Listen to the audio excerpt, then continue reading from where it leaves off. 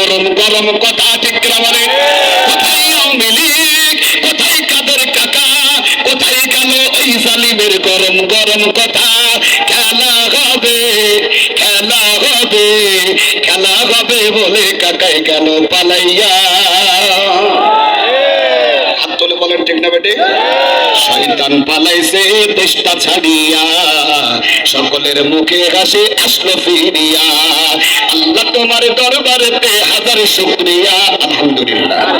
আল্লাহ তোমার দরবারেতে হাজার শুকরিয়া, শয়তান পালাইছে দেশটা ছাড়িয়া, সকলের মুখে হাসি আসলো ফিরিয়া। বেশি খেলা ভালো না।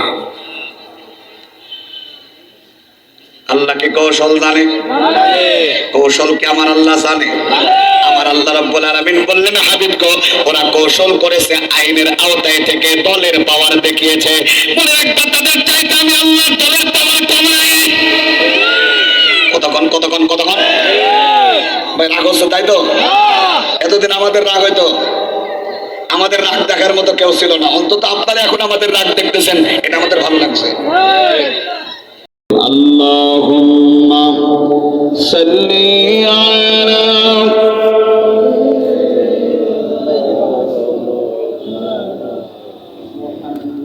ওয়া আলা আলি সাইয়্যিদিনা মুনাম্মার কাদেরে প্রাণামার কাদেরে যেতে সোনার মদিনায়।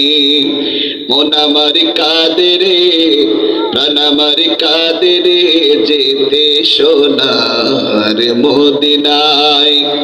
যে মদিনা ধন্য হলো পেয়ে তব ঠিকানা।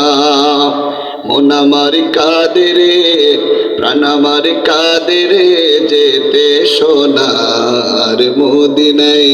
আল্লাহুম্মা সাল্লি আলা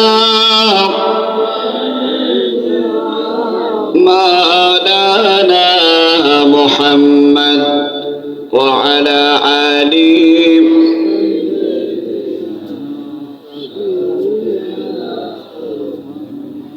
ইউসুফেতে জুলেখা কাঁদে, সারা কেঁদেছেন ইব্রাহিম তরে। ইউসুফেতে জুলেখা কাঁদে, সারা কেঁদেছে ইব্রাহিম তরে। আমার সব রূপ মহান আল্লাহ দিয়েছ যে ঢেলে। মোনামার কাদেরে প্রাণামার কাদেরে যেতে সোনার মদিনায়। লা ইলাহা মুহাব্বত লা ইলাহা। পিছনে না বসে সামনের ফাঁকা জায়গায় পূরণ করলে খুশি হতাম। ভাইরা এই যে ফাঁকা আছে, যুবক ভাই একটু সামনে গিয়ে আসেন। লা ইলাহা সুবহানাল্লাহ আলহামদুলিল্লাহ। বারবার উঠে আসার কথা বললে আমার সময় নষ্ট হবে, আপনাদের ক্ষতি হবে বেশি। কারণ আমার সময় নির্ধারণ করা, আপনাদের লোক গোছাতে গোছাতে যদি আমার সময় চলে যায় আলোচনা করতে পারবো না। ভাইজান এই জায়গায় ফাঁকা থাকার কারণ কি? আপনাদেরকে তো আমি বলতেছি, অত্র এলাকার মানুষ অত্যন্ত ভদ্র, আমি জানি। এইগুলো আপনারা বজায় রাখুন। পিছনে এসে বসবেন না মেহেরবানি করে। আপনারা সকলে সামনে এসে বসুন, সামনে এসে বসুন। লা ইলাহা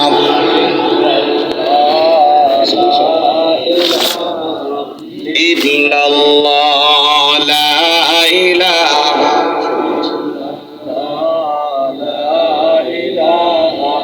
ইল্লাল্লাহ। পাখির গানে গানে হাওয়ার টানে টানে ওই নামেরই সুর শোনা যায়, ওই নামেরই সুর শোনা যায়।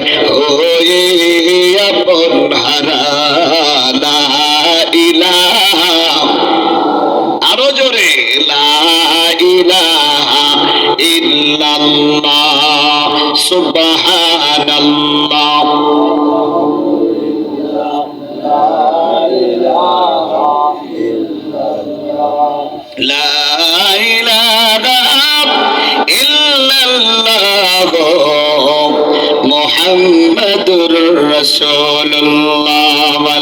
العلا بكماله كشف الدجى بجماله حسنت جميع خصاله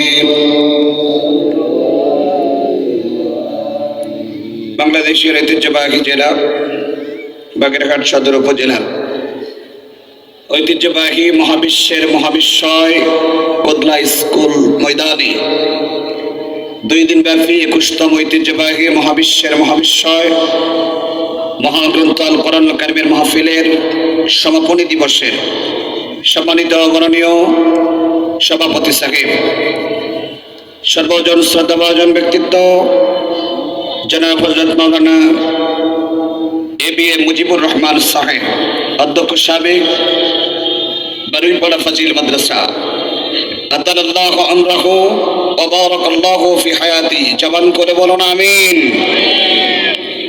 আজকের মাহফিলের সম্মানিত বরণীয়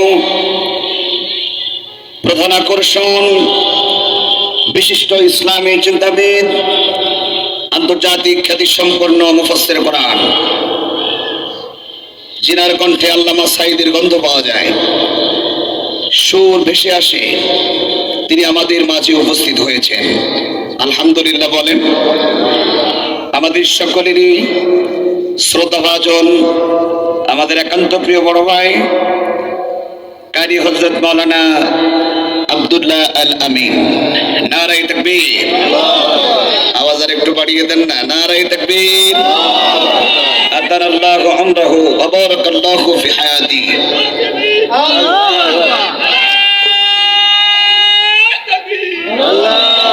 সুপ্রিয় উপস্থাপক, আমার পূর্বে কথা বলেছেন হযরত মাওলানা আলী আহমদ সাহেব, দেগার উলামায়ে ইকরাম, আমার বাম পাশে বসা আমার সফর সঙ্গী মাওলানা এম আব্দুল হাই সিদ্দিকী সাহেব সহ দেগার উলামায়ে ইকরাম, সামনে উপস্থিত আমার দিনী ভাইরা, বাবাজিরা, পর্দার অন্তরালে অবস্থাত বসা আছেন মা বোনেরা, সুধীজনেরা, সকলকে জানাচ্ছি আন্তরিক মোবারকবাদ। দোয়া নেওয়ার জন্য আরেকটিবার সালাম জানাচ্ছি। আসসালামু আলাইকুম ওয়া রাহমাতুল্লাহি ওয়া বারাকাতুহু। দ্বিতীয়বার আবার আপনাদের সাথে দেখা আল্লাহর কোরআনের সম্মানার্থে আমরা আসতে পেরেছি, বলছি আলহামদুলিল্লাহ। বাড়ি থেকে নিষেধ করে দিয়েছে নাকি? একটু জবান করে বলেন আলহামদুলিল্লাহ। সকলে বলুন রব্বানা লাকাল হামদ হামদান কাসীরান তাইয়্যিবান মুবারাকান ফি। জবান করে দুটি হাত তুলে বলুন আল্লাহু আকবার। মানে হাত তোলাও নিষেধ। আপনাদেরকে যদি আমি আলহামদুলিল্লাহ হাত নামান, আজকে আপনাদের মাঝে কথা বলার খুব বেশি সময় আমার নেই। 1 ঘন্টার সময় তাতে আরো কেটে গেছে 10 মিনিট। মানে এখন থেকে যদি সরাসরি ভূমিকায় না গিয়ে আলোচনাতেও যাই, তাও আলোচনা শেষ করা হয়তো সম্ভব হবে না। দুঃখ পাওয়া যাবে না, কষ্ট পাওয়া যাবে না। আপনারা দোয়া করেন, আমি আলোচনা করব প্রধান বক্তা আসার আগ পর্যন্ত।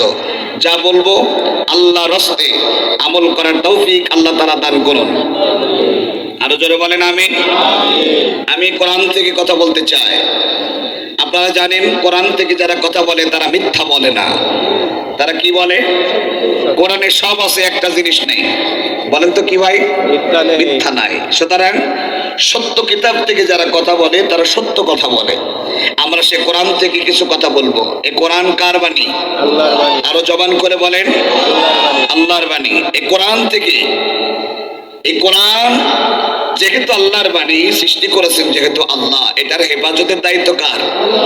যারা কথা বলতেছেন না, আপনাদের সন্দেহ আছে নিশ্চয়। কোরআন সৃষ্টি করেছেন যিনি, হেফাজত করবেন। এটা যদি কেউ ধ্বংস করতে চায় তাহলে তারা বোকার স্বর্গে বাস করে। কথা বলেন ঠিক না বেঠিক? আল্লাহ রাব্বুল আলামিন বলেন ইউরিদুনা লিইউতফিউ নূরাল্লাহি বিআফওয়াহিহিম ওয়াল্লাহু মুতিম্মু নূরিহি ওয়ালাউ কারিহাল কাফিরুন। ভাইরা আমার, বাবাজিরা আমার, এই কোরআন সৃষ্টি করেছেন আল্লাহ, কিন্তু কাফেরেরা নাকি বলে এই কোরআনকে আমরা মুখের ফুৎকার দিয়ে নিভিয়ে দেব। আমার আল্লাহ তাআলা কোরআনের অপর একটি আয়াতে বলেন, ইন্না নাহনু নাযালনা যিকরা ওয়া ইন্না লাহু লাহাফিজুন। কোরআনকে সৃষ্টি করেছেন যিনি, হেফাজত করবেন তিনি, গ্যারান্টি দিয়েছেন কে? আরো দুটি হাত তুলে বলুন কে? আল্লাহ রাব্বুল আলামিন যেটার হেফাজতের দায়িত্ব নিয়েছেন সেটাকে শেষ করতে পারে এমন কোন ক্ষমতাবান পৃথিবীতে তৈরি হয়নি, কিয়ামত পর্যন্ত হবে না। কিন্তু তারা এত সাহস কোথা থেকে পেল? কোরআন নাকি মুখের ফুৎকার দিয়ে নিভিয়ে দিবি। আসলে মুখের ফুৎকারটা কি জিনিস এটা আমি একটু বোঝাবার জন্য ঘটনার দিকে যাব, তাফসীরের দিকে যাব, ব্যাখ্যার দিকে যাব। সে কথা বললে হয়তো বা অনেকের বিরুদ্ধেও চলে যেতে পারে, কারণ আমরা প্রত্যেকটা মানুষ একটা দলের সাথে সম্পৃক্ত, ঠিক না? এক একটা মানুষ এক একটা দল। কিন্তু মনে রাখবেন, আপনার দল যদি ইসলামের বিপক্ষে চলে যায়, মুসলমান কখনো এরকম দল করতে পারে না। কথা না বলার কারণটা আমি বুঝতে পারতেছি না। কিছু মানুষ কথা বলতেছেন আর কিছু মানুষ চুপ করে শুনতেছেন। যা বলে হুজুর বলুক আর সামনের মানুষ বলুক, আমরা পিছনের লোক পিছনের মতো থাকি। ভাই রাগ করতেছেন নাকি আমার কথা শুনে?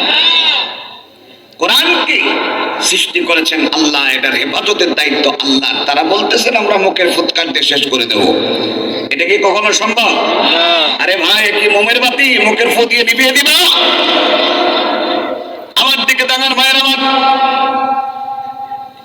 এই যে বাতি জ্বলতেছে এটা কি সবসময় জ্বলে থাকে না নেবে? কিন্তু মুখের ফু দিয়ে কি নিভানো সম্ভব? মুখের ফু দিয়ে নিভানো সম্ভব নয়। এই যে বাতিটা এটা সব সময় জ্বলে থাকে না, এটাও নিভানোর একটা সিস্টেম আছে। তবে মুখের ফুৎকার দিয়ে এটা নিভানো যায় না।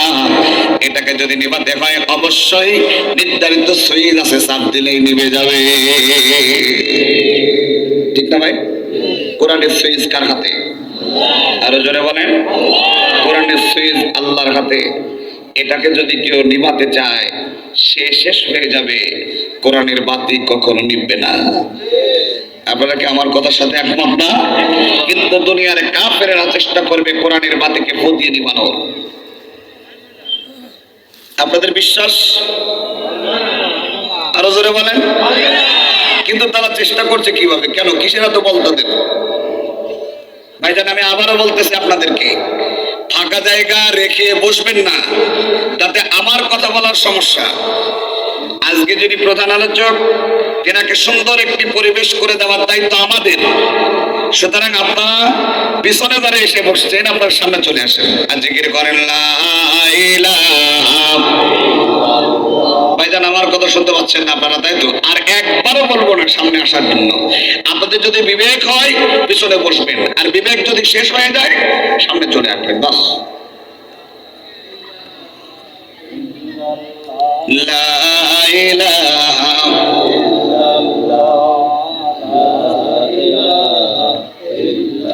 লা ইলাহা ইল্লাল্লাহু মুহাম্মাদুর রাসূলুল্লাহ। সকলে বলুন সাল্লাল্লাহু আলাইহি ওয়াসাল্লাম। আমার দিনী ভাইয়েরা, আল্লাহর কোরআনকে তারা মুখের ফুৎকার দিয়ে নিভিয়ে দিতে চায়। কি ব্যাপার? আসলে মুখের ফুৎকার কি ফু নাকি? এটা বিশ্বনবীর উপরে কোরআন নাযিল হলো কত বছর বয়সে আপনাদের মনে আছে?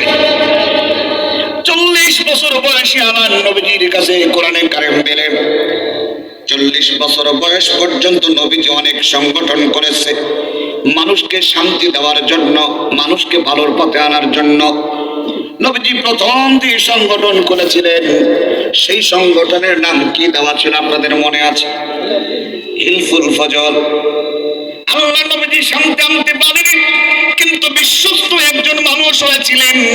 আল্লাহ আল্লাহর নবীজির কাছে কাফেরেরা এতটাই বিশ্বস্ত হয়েছিল, 40 বছর বয়সে নবীজির কাছে যখন কোরআন আসবে, তার পূর্বে নবীজি বলেছিলেন, চাচা আজকে এমন একটি বাণী আমি আপনাদের জন্য রেখে দিয়েছি, যে কথাগুলো শুনলে ইহকাল এবং পরকালে তোমরা ভালো থাকবা। যে কোরআন থেকে কথা শুনলে তোমাদের জীবনটা সুন্দর হবে, কোরআন দিয়ে কথা বললে দুনিয়া এবং আখিরাতে তোমরা বেঁচে যাবা, এমন একটি কথা তোমাদের মাঝে আমি বলবো কিনা। সেদিন সবাই এক বাক্যে বলেছিল, মুহাম্মদ এত সুন্দর কথা বলে এটা আমরা আগে থেকে জানি, কারণ মুহাম্মদ জীবনেও মিথ্যা বলে না। এমন নেতা পৃথিবীতে পাওয়া যাবে?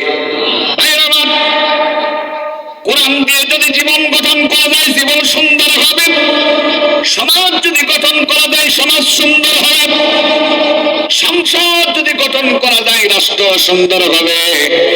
এটাই তো স্বাভাবিক ব্যাপার, জোরে বলেন ঠিক কিনা? কোরআন দিয়ে যদি বিচার করা হয়, চোরের বিচারক হবে, ডাকাতের বিচারক হবে, কিন্তু রক্ষক যদি ভক্ত হয়ে যায় সে আর কখনো বিচার করতে পারে না, কারণ চোর যদি চুরি করে চোর কখনো চোরের বিচার করতে পারে না। আর আসতে বলেন ঠিক? ভাইরা আমার, একজন যুবক রাস্তার উপরে দাঁড়িয়ে আছেন, একজন গরিব ভিক্ষা করতে করতে যাচ্ছে, কান্না করতে করতে। যুবক জিজ্ঞেস করলো, হে বুড়ি কাঁদছো কেন? কই আমার হাতে একটা গামলা ছিল। গামলা বলেন তো আপনারা? আরে গামলার ভিতরে কিছু আটা ছিল, আমি ভিক্ষা করে আসতেছিলাম, হঠাৎ করে আমার হাত থেকে বাতাস আটা এবং গামলা নিয়ে চলে গেল। আমি যাচ্ছি বাদশার দরবারে বিচার দেওয়ার জন্য। এই যুবক বলে দিল, তুমি বিচার কিসের চাও? তোমার আটা হারিয়ে গেছে আটার চাও, না যে তোমার আটা উড়িয়ে নিয়ে গেছে বাতাস তার বিচার চাও? কয় আমি বাতাসের বিচার চাই। কারণ তাহলে তুমি কি রাজার দরবারে গিয়ে বলবা আমার আটার দরকার নাই, বাতাসের বিচার করে দিতে হবে।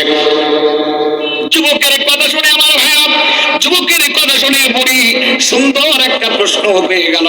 বাদশার দরবারে গিয়ে বলতেছেন, বাদশা হুজুর, আমি একজন ভিক্ষুক মানুষ, আমার হাতে এক টুকরা আটা ছিল গামলার সাথে, হঠাৎ করে দেখলাম আমার আটাও নাই গামলাও নাই, এর বিচার করে দেন।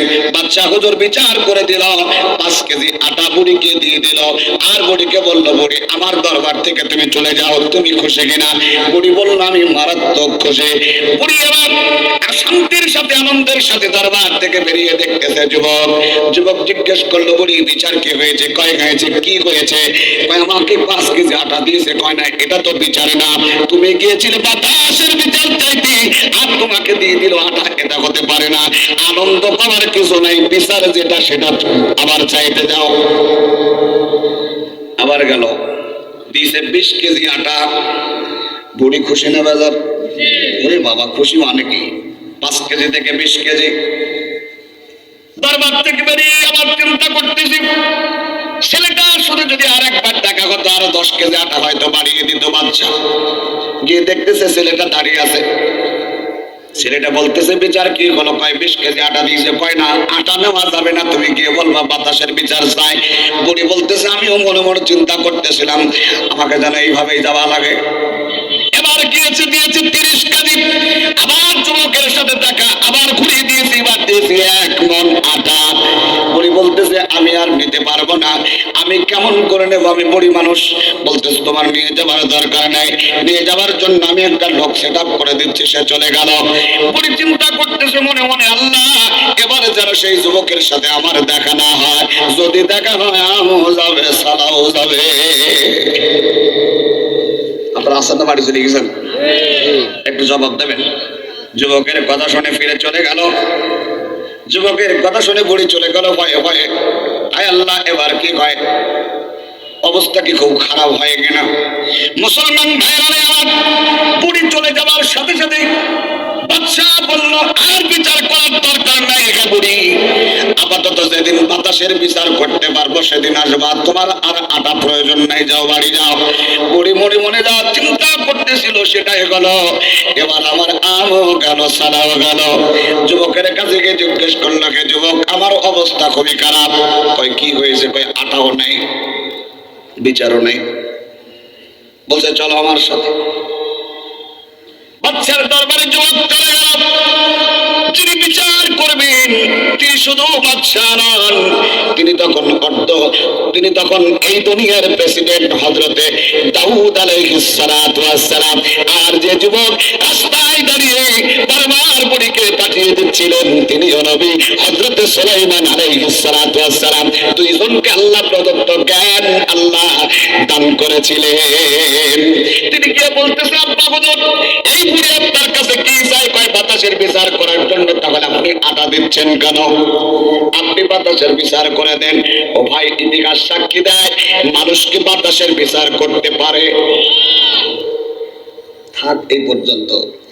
কোরআন প্রদত্ত জ্ঞান, আল্লাহ প্রদত্ত জ্ঞান যদি অর্জন আল্লাহ তাআলা কাউকে দান করেন, বিচার করতে পারে কিনা সময় হলে দেখব, আর না হলে আগামী বছর আবার দাওয়াত দেবেন। নাকি বলেন? চিন্তা ভাবনা করেন না, আমি বলে দিয়ে যাব যদি সুযোগ হয়। আর ভাই যদি আমাকে 2-1 মিনিট সুযোগ দেয় ইনশাআল্লাহ বলা হবে। তবে কোরআন আল্লাহ প্রদত্ত জ্ঞান অর্জন করলে চোরের বিচার হবে, ডাকাতের বিচার হবে। কিন্তু আজকে বিচার করবে কারা? যারা বিচার করবে তারা বাতাসের সম্পদ দিয়ে অন্য দেশে পাচার করে, ওরা আবার চোরের বিচার করবে কি করে? নিজেই তো চোর। এই আওয়াজে আমি আর কথা বলবো না, আমার ভুল হয়ে গেছে, ক্ষমা করে দেন। একটু জোরে কথা বলা যায় না? বাড়ি থেকে নিষেধ করেছে মনে হয়। জোরে বলেন, এরকম লোক ছিল কি ছিল না? একটু পরে ধোলাই করা হবে ইনশাআল্লাহ, বসে থাকেন। মানে ধোলাই মানে কোরআন দিয়ে, ধোলাই মানে মারামারি না। আপনারা যেন আবার অন্য কিছু ভেবেন না। ভাই কষ্ট হচ্ছে? 1 মিনিট জিকির করেন লা ইলাহা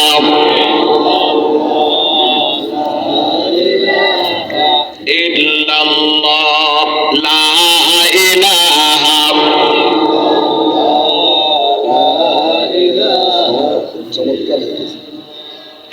লা ইলাহা ইল্লাল্লাহ। জবান করে বলুন সাল্লাল্লাহু আলাইহি ওয়াসাল্লাম। আমার ভাইজান বাবাজিরা,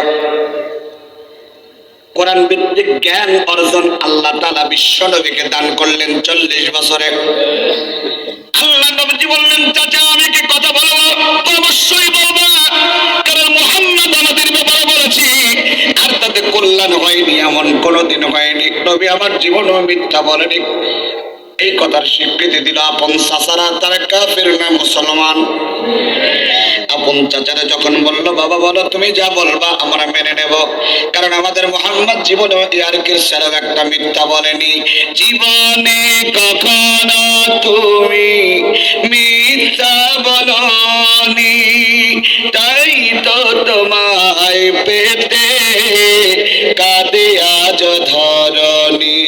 তোমারই মতো নেতা পেলে গফত সুখের গোলাম চামেলি বকল।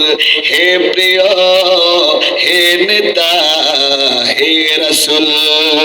সুবহানাল্লাহ। গান ভাইজান বাবাজিরা আমার নবী বললেন সত্য কথা। তোমরা যদি এই কথা মানতে পারো তাহলে তোমরাই সফল কাম, তোমরাই সফলতা অর্জন করবা। আমার নবীজি সেদিন বলল, এই তো এই বয়স পর্যন্ত নবীজি সত্যবাদী নবীজি, এখন 40 বছর হয়ে গেল। এই কোরআনের আয়াত নবীজি পাঠ করে দিলেন, ইয়া আইয়ুহান নাস কুলু লা ইলাহা ইল্লাল্লাহু তুফলিহুন।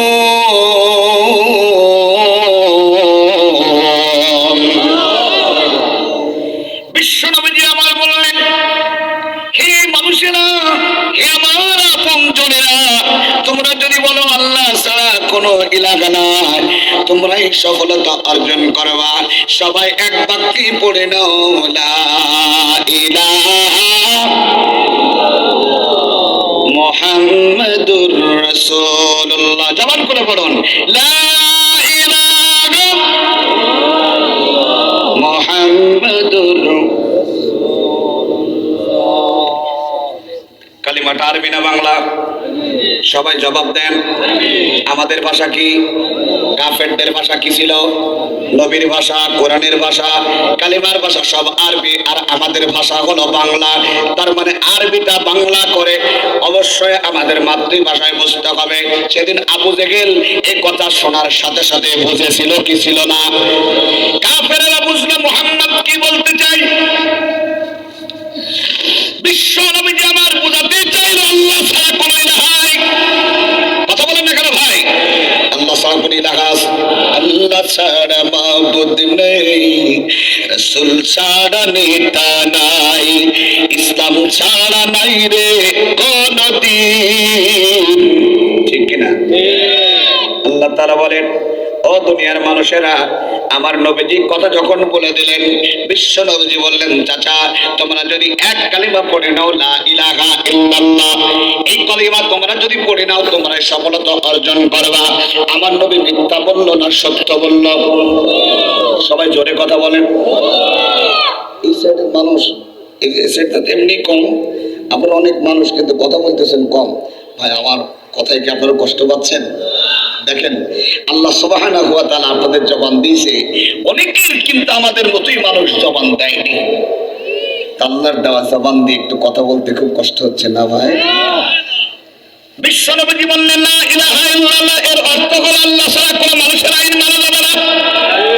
কোন মানুষ কোন মানুষের আইন মানতে পারে না। একটা গরু তো গরুর আইন মানে না, মানে তাহলে মানুষ হয়ে কখনো মানুষের আইন মানা যাবে না। এই কথা সত্য না মিথ্যা? এই কথা বিশ্ব নবীজি বললেন, আপন চাচা রেগে গেল, খেপে গেল, আর বলল আজকের পর থেকে আর কোনোদিন ইসলামের কথা বলবে না, কোরআনের কথা বলবে না। এই কথা বলার সাথে সাথে আমার নবীজি মনে হয় ভয় পেয়ে গেল। জি, বিশ্ব নবীকে বলা হলো, তুমি কোরআনের কথা বলবা, কাফেররা রেগে যাবে, এটাই স্বাভাবিক ব্যাপার। এখন আপনারা ভালো করে জেনে নেন, কোরআনের হক কথা যখনই বলবেন, যাদের দলের বিপক্ষে চলে যাবে, যাদের আইনের বিপক্ষে চলে যাবে, ওরা কখনো যাবে না হুজুর এই কথা বলো আমাদের দলের বিপক্ষে। আমি বলতে চাই, কোরআনের কথা বলতে গিয়ে যদি কারো দলের বিপক্ষে চলে যায়, কোন নেতার বিপক্ষে চলে যায়, নেত্রীর বিপক্ষে চলে যায়, ওনাদের দিকে আমাদের তাহাত্তা করার টাইম নেই। কোরআন থাকবে যেখানে, আমরা থাকবো সেখানে। কলিজার ফোড়া বলো, বিন্দু বিন্দু রক্ত জড়িয়ে হলো কোরআনের সাথে থাকবো। কারা কারা তুমি হাত লাগাও কেন? আল্লাহ কবুল করুন। খবরদার এখন স্লোগান দেবেন না। স্লোগান দেওয়ার কারণে আমাদেরকে গালি দেওয়া কতক্ষণ না কেন? স্লোগান নারে তাকবীর ভুলে গেছেন? নারে তাকবীর আল্লাহু আকবার দিলে আমাদেরকে টার্গেট করা কত? কে দিল গো? কে দিল নারে তাকবীর আল্লাহু আকবার স্লোগান? কে দিল? দেখেন, নারে তাকবীর এর অর্থ কি? নারায়ে তাকবীর মানে তোমরা উচ্চ কণ্ঠে বলো আল্লাহু আকবার, আল্লাহ সবচাইতে বড়। এই স্লোগান তো আল্লাহর বান্দারাই দেবে। মজা পাচ্ছি না, নিশ্চয় আপনাদের কোনো কারণ আছে। নারায়ে তাকবীর আল্লাহু আকবার স্লোগান কার? যাদের কাজ করে তারা আল্লাহর বান্দা না। কথা ঠিক আছে? ওরা আল্লাহর নারায়ে তাকবীর আল্লাহু আকবারের বিপক্ষে স্লোগান দিয়েছিল বলে আল্লাহ নিজেই টার্গেট দিয়েছে। আমরা ইচ্ছা করলে, এখনো ক্ষমতায় আসেনি, এখনো যদি টার্গেট করি, একজন চোরের বাচ্চা এলাকা থেকে বাঁচতে পারবে না। কিন্তু আমরা নেইনি, যেহেতু আল্লাহর নামের সাথে দ্বিমত করেছে তারা, আল্লাহ নিজেই টার্গেট করেছে। না বাঁচতে বলেন ঠিক? আল্লাহর নামের সাথে কেউ দ্বিমত করেন না ভাই। আল্লাহর সাথে পাল্লা দিলে কল্লা থাকবে না।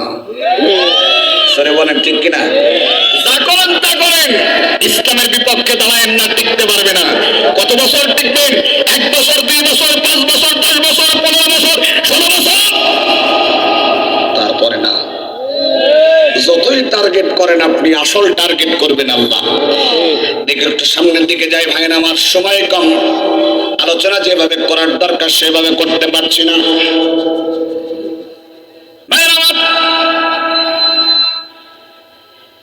বিশ্বনবীজি সত্য কথা বলার কারণে আপন মানুষেরা রেগে গেল, খেপে গেল, আর বলল আজকের পর থেকে আর কোনোদিন ইসলামের কথা বলবি না। নবীজি আমার ভয়ে থরথর করে কেঁপে এলাকা ছেড়ে পালিয়ে গেল। আরো আসতে বলেন, হয় নাই রে কোনো ভয় নাই, আল্লাহ যদি থাকেন সহায়, দুর্গম গিরি পথ পাড়ি দিয়ে যায়, ভয় নাই রে কোনো ভয় নাই। নারায়ে তাকবীর, নারায়ে তাকবীর। আচ্ছা, শীত কি খুব বেশি লাগতেছে বাপ? যেভাবে চাদর মুড়ি দিয়েছেন আপনারা, তাতে মনে চাদর আজ থেকে মানে হাত আর জীবনেও বের করবো না। ভাইরা আমার, একান্ত করে আপন জনের আমার কেবল আধা ঘন্টা আলোচনা হলো, ভূমিকাতে যাওয়ার দরকার আধা ঘন্টা, কিন্তু আমি কোনো ভূমিকায় যাইনি। আমার ভাই জান বাবাজিরা, আমার নবীকে বলা হলো আজকের পর থেকে আর কোনোদিন তুই তেলাওয়াত করবে না। বিশ্ব নবীজি আমার গভীর রজনীতে তেলাওয়াত শুরু করে দিল। এই তেলাওয়াতের আওয়াজ শুনতে পেল আবু জেহেল, আবু লাহাব। আবু জেহেল তেলাওয়াত শোনার পর আস্তে করে তেলাওয়াতের তালে তালে কোথায় হচ্ছে এই তেলাওয়াত শোনার জন্য নবীজির সুরের দিকে দৌড় দিল। আল্লাহর নবীজির তেলাওয়াত মসজিদে নববীতে হচ্ছে, আবু জেহেল তেলাওয়াত শোনার জন্য দৌড়ে চলে গেল। আস্তে করে মসজিদের এক কোণায় দাঁড়িয়ে গেল। আবু লাহাব শুনতে পেল, আবু লাহাব আরেক কোণায় দাঁড়িয়ে পড়ল। যারা যারা সেদিন শুনতে পেয়েছিল সবাই নবীজির তেলাওয়াত শোনার জন্য মসজিদের চারি সাইডে দাঁড়িয়ে গিয়েছিল। সবাই মনে করে আমি এসেছি, অন্য কেউ আসেনি। শুনতে শুনতে একটা দীর্ঘ সময় চলে গেল। প্রধান বক্তা আসার পর বলবেন সুবহানাল্লাহ। এখন খবরদার বলবেন না, তাতে গুনাহ হয়ে যেতে পারে। মানে আমি বলে দেবো তারপরে বলবেন, তাই তো? না না, এরকম তো আপনারা না। কি হয়েছে ভাই আপনাদের? আগেই তো এছাড়া আওয়াজ ভালো ছিল। বিশ্ব নবীজি আমার তেলাওয়াত শুরু করে দিল। আবু জেহেল, আবু লাহাব নিজ নিজ জায়গায় তেলাওয়াত শোনা শুরু করে দিল। তেলাওয়াত শুনতে শুনতে ফজর হবে সকাল হবে এরকম অবস্থা যখন হয়ে গেল, আবু জেহেল চিন্তা করলাম কেবল আসলাম মনে হলো, এখন যদি লোকে দেখে মানে মানুষ আমাকে কি বলবে? ভাষা বোঝেন তো আপনারা আমার? লোকে যদি দেখে মানুষই আমাকে খারাপ বলতে পারে। দৌড় দিল ওখান থেকে। পালানোর রাস্তায় একটা আবু লাহাব আবু জেহেলের সাথে ধাক্কা লাগার পর জিজ্ঞেস করলো, তুমি কে? আমি আবু জেহেল। তুমি কে? আমি আবু লাহাব। কি করতে এসছো? তুমিও যা আমিও তা। আল্লাহর নবীর তেলাওয়াত শুনে তারা মনোমুগ্ধ হয়ে গিয়েছিল। আবু জেহেল আবু লাহাবকে বলল, আবু জেহেল, আমরা যদি মুহাম্মাদের প্রতি দুর্বল হয়ে যাই, মুহাম্মাদের তেলাওয়াত যদি শুনে আমরা বাড়িতে থাকতে না পারি, একটা লোকও ঠেকাতে পারবো না, সব মুহাম্মাদের দলে চলে যাবে। বিশ্ব নবীর তেলাওয়াত শুনে তারা পাগলের মতো হয়ে গিয়েছিল। তারা নিজেরাই স্বীকৃতি দিয়েছিল মুহাম্মাদের তেলাওয়াত শুনে বাড়িতে থাকা সম্ভব নয়। আবু জেহেল আবু লাহাবকে বলল, কাল থেকে আর কেউ তেলাওয়াত শুনতে আসবে না, তেলাওয়াত শুনতে কেউ আসবে না, বিশ্ব নবীজির তেলাওয়াত শুনতে আসা যাবে না। পরের দিন রাতে আবার তেলাওয়াত শুরু হয়ে গেল।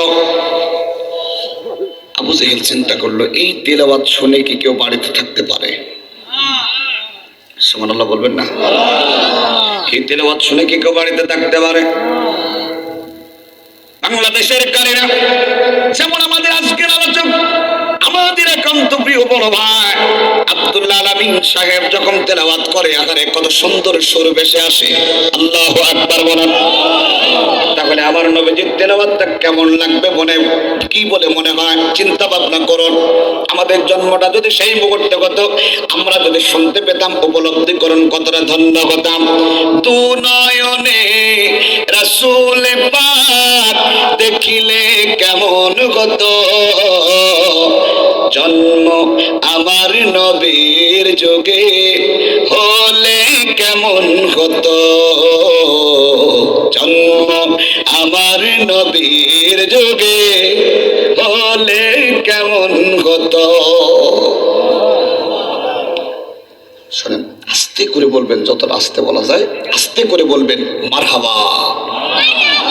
আপনারা মতিউর রহমান মল্লিকের এলাকার মানুষ, আর আপনারা যদি মারহাবা দিতে ভুলে যান তাহলে ইসলামের সঙ্গীত বলবো কোথায়? আর মনে করে দেব না, বললে বলবেন, না বললে আমরা বলবো না। একটুখানি জোরে বলেন না মারহাবা। লোক ভালো, মানুষও ভালো। বিশ্বনবী আবু জেহেল চিন্তা করলো এই তেলাওয়াত শুনে বাড়িতে থাকা সম্ভব না, কিন্তু আমি তো নেতা নিষেধ করেছি, আমি যদি যাই তাহলে ওরা তো আমাদের ডেকে ফেলবে, আর দেখলে তো খারাপ মনে করবে। কিন্তু ভালো লাগার বিষয় যখন এসে যায় কোনো ভয় ডর কাজে লাগে না। জোরে বলেন ঠিক কিনা? আবু জেহেল চিন্তা করলো আমি তো নেতা নিষেধ করেছি, ওরা কেউ যাবে না, আজকে আমি একা শুনবো তেলাওয়াত। আবু লাহাব নিষেধ চিন্তা করলো, নেতা নিষেধ করেছে, নেতা তো যাবে না, আজকে আমি একা যাবো। পার্টি নেতা যারা ছিল তারা চিন্তা করলো তো নেতারা তো কেউ যাবে না, আজকে আমি যাব। সবাই শুনতে গেল, গতকাল যেভাবে গিয়েছিল আজকেও তারা তেলাওয়াত শোনার জন্য দৌড়ে চলে গেল। একটু জোরে বলা যাবে আল্লাহু আকবার। হাত তুলে স্লোগান দেবেন, আজকে এখন না, যখন দিতে বলবো তখন দেবেন। ভাইরা আমার, বাবাজিরা আমার, বিশ্ব নবী আমার তেলাওয়াত শুরু করলো। আবার কাফেররা শুনলো, শুনতে শুনতে আবার গতকালকের মতো অবস্থা, আবার পালাবার চেষ্টা করলো, আবার ধাক্কা। আবু জেহেল বলতেছে আজকে আবার কি ডারে? বলতেছে আমি বললাম এই গতকাল নিষেধ করলাম, আজকে কেন আসলে? ওই ভাই নেতা আপনি ঠিক আছেন, কিন্তু আপনি নিষেধ করেছিলেন, আপনি আগে কেন এসেছেন? ঠিক না বে ঠিক? বাপ যদি বিড়ি খায়, ছেলেকে যদি বলে খবরদার বিড়ি খাবে না, সে কি বিড়ি খাবে? সিগারেট খাবে। আর বাপ যদি সিগারেট খায়, ছেলেকে বলে খবরদার খাবে না, গাঁজা খাবে। কারণ বাপ তো নিজে খায়, নিজে সেটা আমল করতে কখনো দ্বিধাবোধ করে না, আমল করতে নিতে পারে না। আজকে আমাকে নিষেধ করো, ও ভাই এভাবে চলবে না, এভাবে চলবে না। তুমি যদি নিজেই ওটা করে ফেলো আমাদেরকে ঠেকাতে পারবে না। আবু জেহেল সেদিন বলেছিল, ও আবু লাহাব, ও আবু জেহেল, ও উতবা, উতাইবা, ওয়ালিদ ইবনে মুগীরা, সবাই শোনো, তোমরা যারা কোরআনে কারীম তেলাওয়াত শুনতে এসেছো শুনে নাও। আমরা যতই মুখে বলি না কেন মুহাম্মাদের তেলাওয়াত শুনতে যাব না, কিন্তু মুহাম্মদ যদি তেলাওয়াত করে বাড়িতেও থাকতে পারবো না। মুহাম্মদ যদি তেলাওয়াত করে আমরা বাড়িতে থাকতে পারবো না। তাহলে এবার করণীয় কি? এইবার হবে আলোচনা। বিশ্ব নবীজির তেলাওয়াত যদি এভাবে করে মুহাম্মদ, আমরা পাগলের মতো হয়ে যাব, তাহলে আমাদের করণীয়টা কি? সেটা আবু জেহেল বলেছিল আমরা হলাম জাতির নেতা। শুনতেছেন তো? আমরা হলাম এদেশের মাথা, সংসদ আমাদের সংসদ সদস্য, আমরা কোনো বিরোধী পার্টি নাই। বুঝলে বুঝপাতা, না বুঝলে তেজপাতা। সব কথা ওপেন বলা যায় না, প্রয়োজনে নিজের বিরোধী দল নিজেই এন্ট্রি করে রাখবো। আমরা হলাম ওই দেশের মানুষ। আসতে বলেন ঠিক? কোন বিরোধী দল প্রয়োজন হবে না। বিরোধী দল যদি রাখতে হয় নিজেদের মধ্যে তৈরি করে নেব।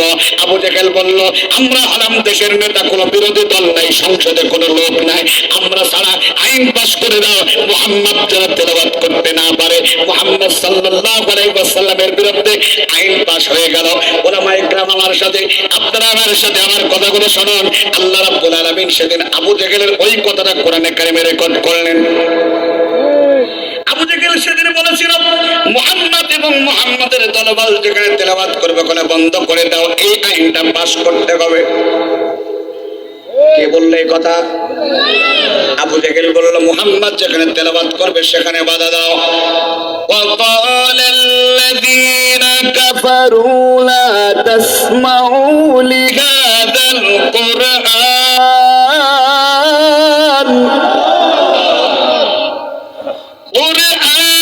والغوا فيه لعلكم تغلبون।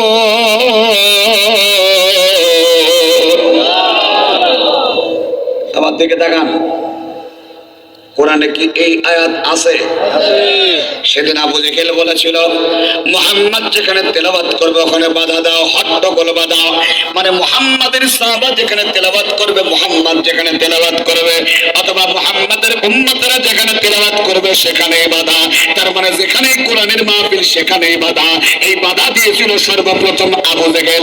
আবু জেহেল চলে গেছে বাংলাদেশে, আর আবু জেহেল নাই। না না না না নাই নাই আছে। আবু জেহেল কারা? কোরআনের মাহফিলে বাধা দেবে যারা। আসতে বলেন ঠিক। বাংলাদেশের মাহফিলে বাধা হয়নি। আমি সাইদি সাহেবের পক্ষে কথা বলার কারণে কিছু জালেমের বাচ্চারা আমি এখান থেকে চলে যাবার পরে অনেক ডিস্টার্ব করেছিল। তারা ও ভাই বেশি মারবেন না, ঝড়ে ভেঙে যাবে। আল্লাহ তাআলার একটা বিচার আছে।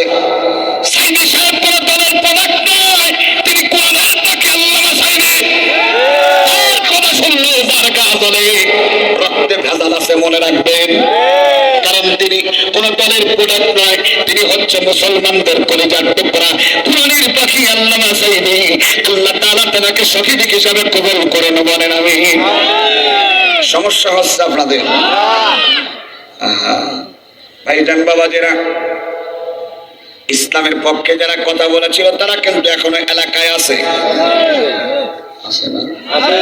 যারা বিপক্ষে কথা বলেছো, আমরা তো তাও 16 বছর টিকেছিলাম, তোমরা তো 45 মিনিটও পারোনি। 45 মিনিটের কাছে যদি 60 মিনিট হতো, থাক থাক, ও দোয়া পড়া জায়েজ নাই সব জায়গায়। চা খাবেন নাকি আপনারা? চাটা লাগবে না, আল্লাহ আপনাদেরকে কবুল করুন। ভাই কষ্ট হচ্ছে আপনাদের? ভাইজান কিছুক্ষণের মধ্যে চলে আসবেন, টেনশন করবেন না। আর মাত্র 15 মিনিট। কষ্ট হচ্ছে না তো? লোকজন গুছিয়ে গেলে আমার আলোচনা শেষ হবে ইনশাআল্লাহ। ভাইজান বাবাজিরা আমার, আইন পাশ করে দিল তেলাওয়াত করা যাবে না। আবু জেহেল এই আইনটা পাশ করেছিল। আমার দিকে তাকান। শরীর ওয়াজ তো আপনারা সবসময় শুনছেনই, বাস্তবতার সাথে শোনেন। আবু জেহেল আইন পাশ করলো, কোরআনে আল্লাহ রাব্বুল আলামিন আয়াতটা রেখে দিল। আবু জেহেল মারা গেছে, কোরআনের আয়াত আছে, তার মানে আবু জেহেল চলে গেছে। এই আইনটা পাশ করবে যারা, তারা কারা? আবু জেহেল। কিন্তু আবু জেহেল নাই। শোনেন, ভদ্র ভাষায় গালাগালিও যদি করেন, মুসলমান অভদ্র ভাষায় করবে না। যারা এখন কোরআনের মাহফিলে বিশ্বনবী থেকে এই পর্যন্ত, এখন থেকে কিয়ামত পর্যন্ত যারা কোরআনের মাহফিলে বাধা দেবে, তারা আবু জেহেল না, তারা হলো আবু জেহেল মার্কা। বলেননি? আবু জেহেল মার্কা অনুসারী বাপ একই কথা, কিন্তু আমরা একটু ভদ্র ভাষায় বলছি। তারা কি মার্কা? জোরে বলেন। আবু জেহেল কোরআনের মাহফিলে বাধা দিয়েছিল, ধ্বংস হয়েছে। আবু জেহেল বাচ্চারা কোরআনের মাহফিলে 140 দাঁড়াদাঁড়ি করেছে, তারাও ধ্বংস হয়েছে। এরপরে যারা ক্ষমতায় আসবে, তারাও যদি মনে করে কোরআনের মাহফিলে বাধা দেবে, আল্লাহর কসম তারাও ধ্বংস হবে। কোরআনের সাথে দ্বিমত করা যাবে না। ভাইজান বাবাদের আমার সময় করে একটু স্লোগান পান দেন। আল্লাহ যেন আপনাদের বুঝ দান করে, আল্লাহ যেন আপনাদের ঈমানের শক্তি আরো বাড়িয়ে দেন। বলেন আমিন। যারা কোরআনের মাহফিলে বাধা দেবে, সে যে দলের হোক, যে হারামজাদা হোক না কেন, কোরআনের বিরুদ্ধাচরণ করবে, মুমিন কখনো বসে থাকবে না। আমাদের বিপক্ষে বলো মেনে নেবো, আমার বিপক্ষে বলো মেনে নেবো, দলের বিপক্ষে বলো মেনে নেবো, কিন্তু কোরআনের বিপক্ষে, আল্লাহর বিপক্ষে, নবীর বিপক্ষে কথা বললে মেনে নেওয়া যাবে না। প্রয়োজনে কলিজা ফোটা ফোটা বন্ধু বন্ধু রক্ত দেবো, কোরআনের জন্য জীবন দেবো, ওদেরকে ছেড়ে দেবো না। কারা কারা রাজি? হাত তুলে দেখাও।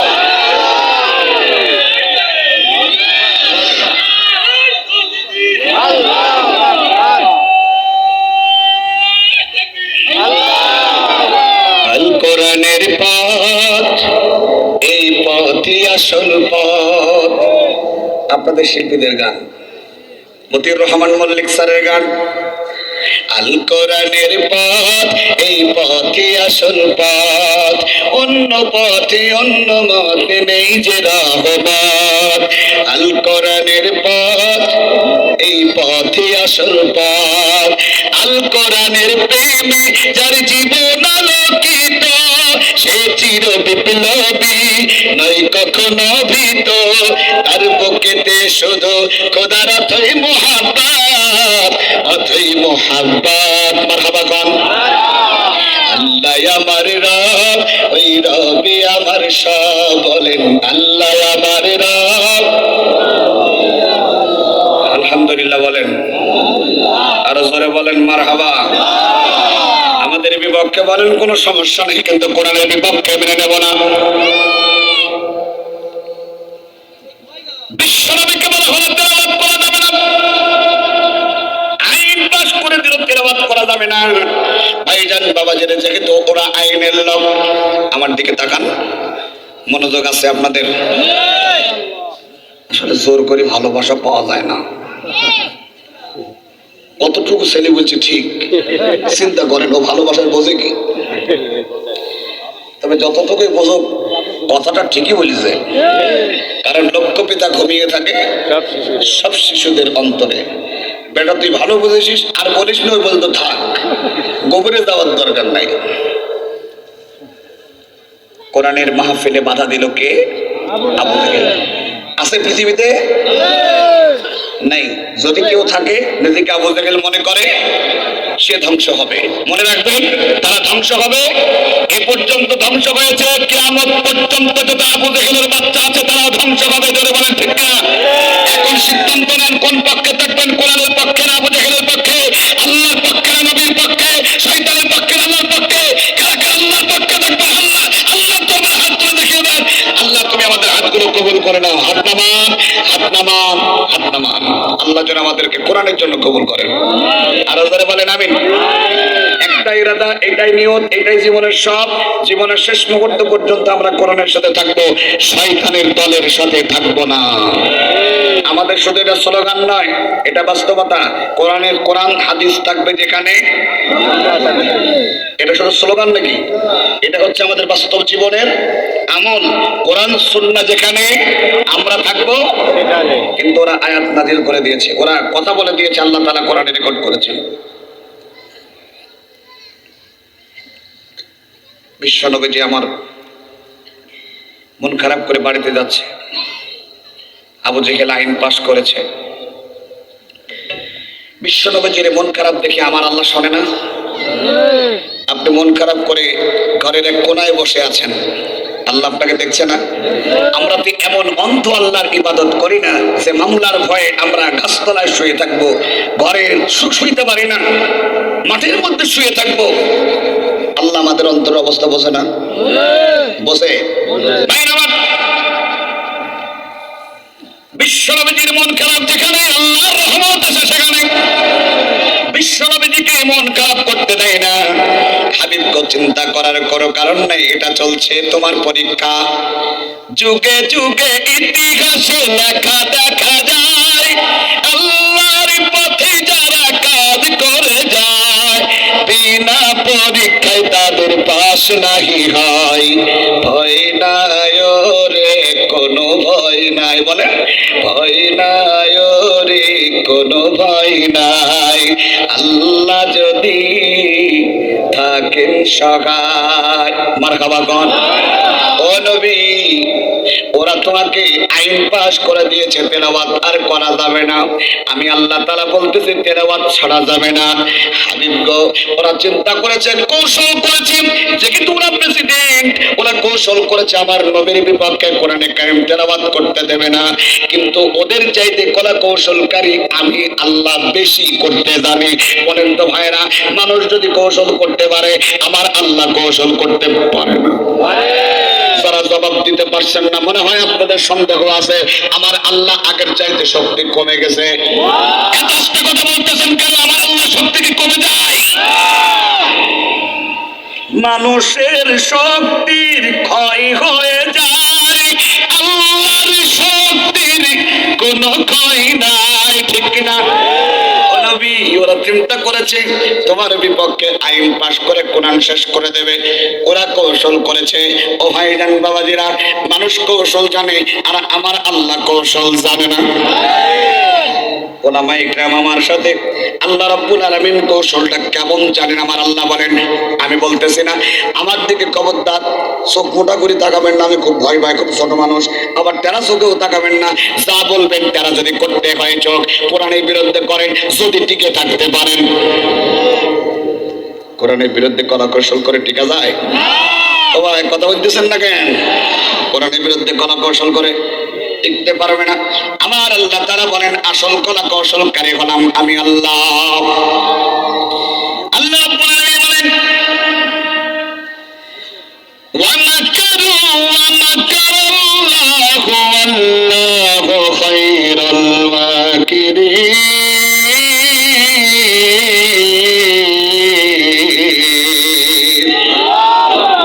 এবার আমার দিকে তাকান, একটু কঠিন কথা বলবো আপনাদের, আপনারা শুধু জবাব দেবেন। আল্লাহ রাব্বুল আলামিন যদি কৌশল শুরু করে, মানুষের কৌশলকে আর কাজ করে? জবাব দেবেন জোরে।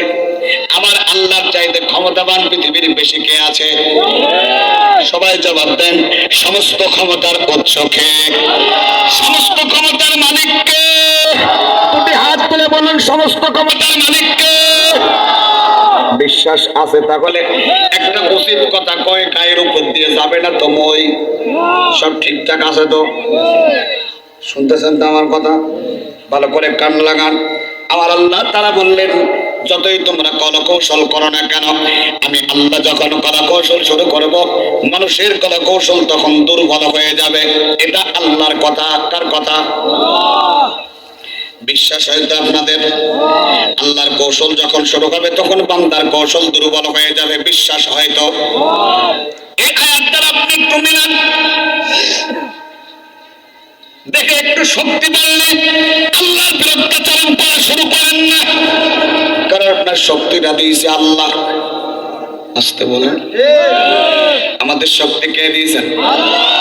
আল্লাহ চাইলে 1 সেকেন্ডের মধ্যে সব শেষ করে দিতে পারে। ও আল্লাহর ক্ষমতা আছে না নাই?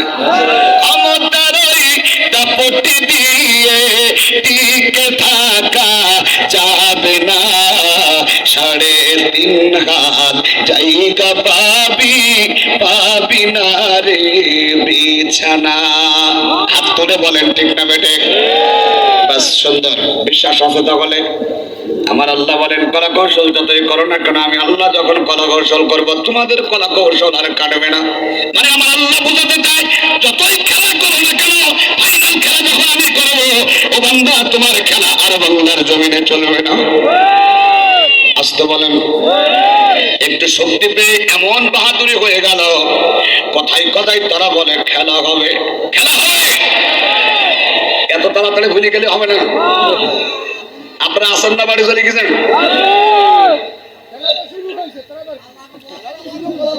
আস্তে আস্তে আপনারা যা করতে পারবেন তা তো আমরা জানি। এবার আল্লাহর খেলা দেখেন ভাই। বান্দা আমার দিকে তাকান, সে যা বলে বলুক, বান্দা এখন বলার টাইম। আপনারা যেমন খুব বলেছেন, হুজুরদেরকে মঞ্চে তোলার আগেই মঞ্চ থেকে নামাই দিয়েছেন, অনেক অত্যাচার সহ্য করেছি 16 বছর, এখন থেকে আমরা যা বলবো তাই শোনা লাগবে। সে কালার নাই, সে কালার এখন ইমানদারা যেটা বলবে সেটা শোনা লাগবে। তারপরে আমরা তো আজে বাজে কথা বলি না। আপনারা যা বলেন সব রেকর্ড আছে।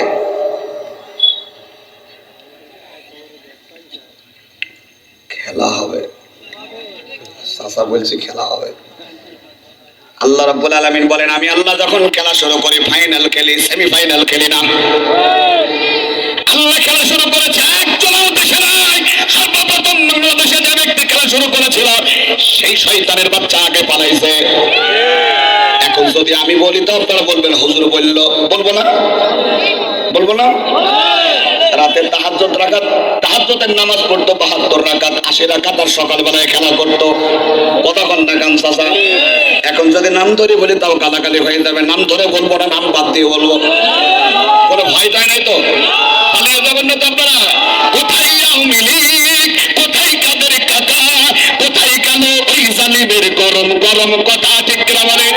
কোথায় আওয়ামী লীগ, কোথায় কাদের কাকা, কোথায় কেন ওই জালিমের গরম গরম কথা? খেলা হবে, খেলা হবে। হবে, খেলা হবে বলে কাকাই কেন পালাইয়া। হাত তুলে বলেন ঠিক না বেটে? শয়তান পালাইছে দেশটা ছাড়িয়া, সকলের মুখে হাসি আসলো ফিরিয়া। আল্লাহ তোমার দরবারেতে হাজার শুকরিয়া, আলহামদুলিল্লাহ। আল্লাহ তোমার দরবারেতে হাজার শুকরিয়া, শয়তান পালাইছে দেশটা ছাড়িয়া, সকলের মুখে হাসি আসলো ফিরিয়া। বেশি খেলা ভালো না। আল্লাহ কি কৌশল জানে? কৌশল কি আমার আল্লাহ জানে? আমার আল্লাহ রাব্বুল আলামিন বললেন, হাবিব গো, ওরা কৌশল করেছে আইনের আওতায় থেকে দলের পাওয়ার দেখিয়েছে। মনে রাখবে তাদের চাইতে আমি আল্লাহর দলের পাওয়ার কম নাই। কতক্ষণ কতক্ষণ কতক্ষণ ভাই রাগ হচ্ছে, তাই তো? এতদিন আমাদের রাগ হইতো, আমাদের রাগ দেখার মতো কেউ ছিল না। অন্তত আপনারা এখন আমাদের রাগ দেখতেছেন, এটা আমাদের ভালো লাগছে। চা খাবো না ওয়াজ করবো, বুঝতে পারছেন তো কোনটা কি করবো। নিঃস্বার্থ কেউ ভালোবাসে না। আমার দিকে তাকান, আমার মা ছাড়া নিঃস্বার্থ কেউ ভালোবাসে না। আমার মাকে যদি আমি কিছু দিই তাও আমার মা আমাকে ভালোবাসে। আমার মাকে যদি আমি কিছু নাও দিই, কিন্তু আপনারা বাসেন না।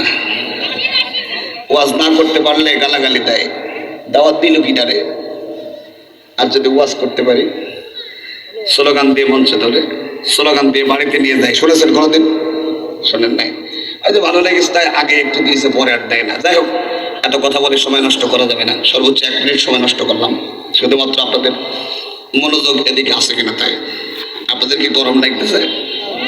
তার মানে ফাঁকি দিচ্ছেন। আমার গরম লাগছে আর আপনাদের গরম লাগছে না। শোনেন, 10টাতে বেজে গেছে, আসতেছে। আলহামদুলিল্লাহ আসতেছে ভাইজান, টেনশন করেন না।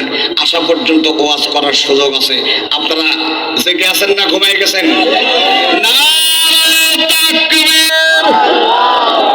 সামনের দিকে তাকিয়ে স্লোগান দেবেন, পিছনে তাকাচ্ছেন কেন? পিছনে তাকালে তো বুঝবো যে আমার প্রতি আপনাদের আর আকর্ষণ নেই। নারায়ে তাকবীর। আল্লাহ আপনাদের কবুল করুন, বলেন আমিন। আমার ভাইজান বাবাজিরা, আমার নবীজি কৌশল শিক্ষা দিল হাবিব গো। ওরা আইন পাস করেছে তেলাওয়াত করা যাবে না, আমি আল্লাহ কৌশল শিক্ষা দিলাম তেলাওয়াত ছাড়া যাবে না। তবে আজকের পর থেকে আপনি গোপনে দাওয়াত দেবেন, লা ইলাহা ইল্লাল্লাহ দাওয়াত দেবেন গোপনে। এটা ভয় নয়, এটা আমি আল্লাহ তাআলা কৌশল শিক্ষা দিলাম। আমার নবী 3 বছর গোপনে দাওয়াত দিল, 72 জন মুসলমান হয়ে গেল। আবু জেহেল একদিন টের পেয়ে গেল, আবু জেহেল একদিন টের পেয়ে গেল মুহাম্মাদের দলে 72 জন সাহাবা। আবু জেহেল চলে গেল মুহাম্মদ সাল্লাল্লাহু আলাইহি ওয়াসাল্লামের কাছে। তোর এত ক্ষমতা কে দিয়েছে? আমি তেলাওয়াত করতে নিষেধ করেছিলাম, তাও তুই তেলাওয়াত করিস। বিশ্ব নবীজির দলে 3টা লোক আবু জেহেল মেরে শেষ করে দিল। ওই 3টা লোক গোটা মক্কা নগরীতে ঘুরিয়ে বলল, আজকের পর থেকে মুহাম্মাদের দলে যদি কেউ কালিমা পড়ে তাদেরকে এইভাবে শেষ করে দেওয়া হবে, কেউ আর ইসলামের কাছে যাবে না। ও ভাই বলেন তো, মানুষ মেরে কখনো ইসলাম শেষ করা যায়? কয়জনকে মারবে তারা? 3 বছরে নবীজির কাছে মুসলমান হয়েছে কতজন? 72 জন মুসলমান হয়েছে। 3 জনকে দুনিয়া থেকে বিদায় করে দিল। এই 3 জনের লাশ মানুষদেরকে দেখালো আর বলল, মুহাম্মাদের দলে যাওয়া যাবে না। এই 3 জনের লাশ মক্কা নগরের 11 জন ধনাঢ্য ব্যক্তি আবু জেহেলের বাড়ির সামনে চলে গেল। আবু জেহেলকে ডাকলো, হে আবু জেহেল, এই 3 জন লোককে মারার অপরাধ কি? তারা জবাব দিল, আবু জেহেল জবাব দিল, মুহাম্মাদের দল গ্রহণ করার কারণে এদেরকে শেষ করে দেওয়া হলো। মনোযোগ আছে আপনাদের? গভীর মনোযোগ দিয়ে শোনেন। 11 জন ধনাঢ্য ব্যক্তি সেদিনকে আবু জেহেলকে বলেছিল, আবু জেহেল, আজকে তোমার দল পাওয়ারে আছে, এর জন্য গরিব মানুষদেরকে মেরেছ। তাদেরকে মেরে ইসলাম শেষ করা যাবে না। আজকে মুহাম্মাদের দলে আমরা 11 জন কালিমা গ্রহণ করব, পারলে ঠেকাও। নারায়ে তাকবীর বলেন। মারলো কয়জন? জোরে বলেন। বেড়ে গেল কতজন? মানুষ মেরে কখন ইসলাম শেষ করা যায় না। ওরা মনে করেছিল আল্লামা সাঈদীকে মারতে মারলে ইসলাম শেষ হয়ে যাবে, কিন্তু সাঈদী মারা গেছে। লক্ষ লক্ষ সাইদির ভক্ত বাংলার জমিনে বেড়ে গেছে। ওরা মনে করেছিল সাইদির সুরকে শেষ করে দেবে, কিন্তু আমাদের আলামিন ভাইয়ের কণ্ঠে আল্লাহ রাব্বুল আলামিন সাইদি সাহেবের সুর দিয়ে দিয়েছে। এত সুন্দর চমৎকার তেলাওয়াত, আপনি শুনলেই মনোমুগ্ধকর তেলাওয়াত শুনে আপনি পাগলের মতো হয়ে যাবেন। আলহামদুলিল্লাহ বলেন। কয়জনকে মারবা? হুজুর মেরে কখনো ইসলাম শেষ করা যায়নি, যাবে না। 3 জন মারলো, বেড়ে গেল কতজন? 11 জন যখন ইসলাম ধর্ম গ্রহণ করল, তখন আবু জাহেল তো মাথা খারাপ। আমি যত বাধা দিই ততই মুহাম্মাদের দলে যোগ হয়ে যায়। কি করা যায়? ফু দিয়ে নাকি কোরআনের বাতিকে নিভাই দেবেন? যত ফু দেয় তত জ্বলে ওঠে। সুবহানাল্লাহ কোন? মারলো কতজন? বেড়ে গেল, বাড়লো না কমলো? আবু জাহেল ঘুম আসতেছে না। আবু জাহেলের মনোযোগ আছে আপনাদের? আবু জাহেল গভীর রাত হইতে আবু জাহেলের স্ত্রী নাকেরা আবু জাহেলকে বলতেছে, প্রাণের স্বামী আমার, আজকে ঘুম আসতেছে কেন? তোমার কি হয়েছে? কি হয়েছে তোমার? ঘুম আসতেছে না কেন? তাই মুহাম্মাদের দলে লোক বেড়ে যায়, ঠেকানো যায় না। ও মুসলমান ভাইরা আমার, নাকেরা বুদ্ধি দিল, মুহাম্মাদের দলের লোক মারার দরকার কি? মুহাম্মাদকে শেষ করে দিলেই তো ইসলাম শেষ হয়ে যায়। আমার ভাইরা, ইসলামের মালিক কে? জোরে বলেন। ইসলামের মালিক হলো আল্লাহ। সেদিন আবু জাহেল বলেছিল, বুদ্ধিটা খারাপ না, স্ত্রীর বুদ্ধির মতো। আল্লাহ নবীকে মারার জন্য হযরত ওমরকে পাঠাইলো। বলুন তো ভাইরা, ওমর ইসলাম ধর্ম এই বিশ্বনবীর মাথা আনতে গিয়ে বলুন তো মাথা আনতে পেরেছে নাকি আল্লাহর নবীর কাছে মাথা জমা দিয়ে এসেছে? একটা ওমর এই জামানায় দাও হে মেহেরবান। আমিন বলেন। আরো জোরে বলেন আমিন। একটা ওমর। আরো 20 মিনিট আলোচনা করতে বলেছি। না, আরো 20 মিনিট বলেছে। আলহামদুলিল্লাহ বলবেন, ইন্নালিল্লাহ বলবেন। আরো 20 মিনিট টাইম দিয়েছে, তার মানে 10টা 20 পর্যন্ত। আপনারা কষ্ট পাচ্ছেন না তো? মানে অনেকে চিন্তা করতেছে, ধর বাবু আমরা প্রধান বক্তার জন্য। ভাই, আমরা বেশি প্রধান বক্তার জন্য। আলহামদুলিল্লাহ, আমি তো গতবার আপনাদের এখানে ছিলাম, শেষ দোয়া পর্যন্ত করে গেছি। এখানে আপনাদেরকে আমি বুঝি জানি। আমি বলেছিলাম, এখানে বসে বলেছিলাম, আগামীতে আমার প্রয়োজন হবে না ইনশাআল্লাহ। এই মাটিতে আমির হামজা মাপের বক্তা আসবে ইনশাআল্লাহ। আসছে না? আলামিন ভাই, আমির হামজা ভাই, আজারি ভাই এক মাপের আলোচক। আলহামদুলিল্লাহ বলেন। আগামীতে ইনশাআল্লাহ এই ধরনের কোরআনের আলোচক আসবেন ইনশাআল্লাহ। এটা জারি রাখবেন ইনশাআল্লাহ। বলেন ইনশাআল্লাহ। এই জন্য যত টাকার দরকার ওয়াদা করেছিলেন ওইগুলো আগে দেন।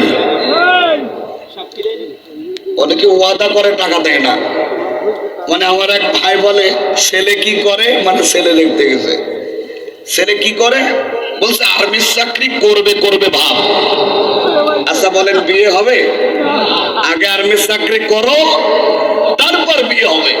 জোরে বলেন ঠিক কিনা? ভাইজান, যারা ওয়াদা করেছিলেন আল্লাহ রাস্তা দিয়ে দেবেন। গতবার কমিটি আমাদের সাথে চরম ভালো আচরণ করেছিল, আলহামদুলিল্লাহ। তাদের প্রতি আমি মুগ্ধ ছিলাম, আজকে মুগ্ধ, আলহামদুলিল্লাহ। অত্র এলাকার মানুষগুলোকে আল্লাহ রহমত নাজিল করুক, শুধু জালেমদের প্রতি আল্লাহ হেদায়েত দান করুক, আর না হয় ধ্বংস করে দেখ। যারা আলেমদের সাথে বেয়াদবি করে তারা মানুষ নয়, জানোয়ারের চাইতেও খারাপ। হাত তুলে কথা বলেন পিছনের ভাইরা, ঠিক না? মানে ভাই, আর যাই করেন আর তাই করেন, আলেমদের সাথে বেয়াদবি করবেন না, কপাল পড়ে যাবে, কপাল পড়ে যাবে।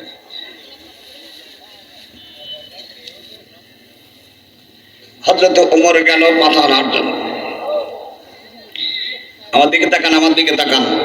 প্রতিদিন সুরে সুরে ওয়াজ শুনেছেন, এবার একটু দেখে দেখে ওয়াজ করেন। শোনেন, আবু জাহেল এই ডান পাটা দেখতেছেন, এই ডান পা বাম পায়ের উপরে তুলে একটা উঁচু জায়গায় বসে বসে এইভাবে নাচাচ্ছে। কিছু মানুষ অভ্যাস আছেন এরকম নাচাচ্ছে। একটা লোক এসে বলতেছে, আবু জাহেল তোমাকে খুব চিন্তিত মনে হচ্ছে। বুঝলাম না কি হয়েছে। কয় আমি ওমরকে পাঠিয়েছি মুহাম্মাদের মাথা আনার জন্য। সে কখন আসবে কি আসবে না এই চিন্তায় আছে। এই লোকটি বলতেছে আমি শুনলাম ওমর নাকি মুহাম্মাদের কাছে গিয়ে কালিমা গ্রহণ করে ফেলেছে। একটা কথা আমার বলা হয়নি, আবু জেহেল ডান পাটা বাম পায়ের উপরে তুলেছে ঠিক আছে, কিন্তু ডান পায়ের স্যান্ডেলটা নিচে নামানো আছে। যখন শুনেছে যে মুহাম্মাদের কাছে গিয়ে ওমর কালিমা গ্রহণ করে ফেলেছে, এই কথাটা যাচাইও করেনি যে এই লোকটি সত্য বললো না মিথ্যা বললো, এরকম যাচাইও করেনি। সে তো মিথ্যা বলতে পারে, কিন্তু না, ও ওই কথাটা বিশ্বাস করে এমন দৌড় দিয়েছে, ডান পায়ের স্যান্ডেলটা যে পায়ে দিতে হবে তা মনে নাই। ইসলামের যখন বিজয় হয়ে আসে তখন রান্না করে খাওয়ার টাইম পায় না। বাস্তবতা এটা না, শুধু একজন ওমরের দরকার। আল্লাহ যেন কবুল করে। চান আল্লাহর কাছে। আপনাদের শিল্পীর গান আমরা আজকে গেয়ে দিয়ে যাচ্ছি, মতিউর রহমান মল্লিক স্যারের গান গাবেন না আপনারা? গান দাও খোদা দাও আমায় আবার ওমরে দারাজ দিল, মনিটরে সাউন্ড দেন। দাও খোদা দাও আমায় আবার ওমরে দারাজ দিল, দাও আলীর মতো বীর সেনানি, আলীর মতো বীর সেনানি জাগাতে নিখিল, দাও খোদা দাও আমায় আবার ওমরে দারাজ দিল। আমিন বলেন, আমিন আমিন আমিন। হামজাকে দাও ঘরে ঘরে জীবন দিতে অকাতরে, আবার কাবা ভাঙতে এলে, আবার কাবা ভাঙতে এলে পাঠাও বাবিল, দাও খোদা দাও আমায় আবার ওমরে দারাজ দিল। বলেন দাও খোদা দাও।